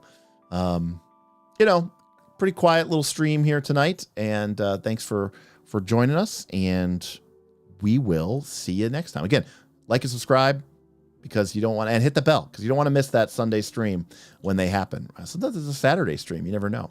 But anyways, we'll hopefully see you there for more. If you missed it, go watch. It's in the VOD in the live tab, so you can catch up, see where we're at with Sentinels. We're going to go make our own superhero using the system. I think it's going to be a lot of fun. All right, everybody, have yourselves a great night, and I'll see you next time on Knights of Last Call. Peace out, everybody.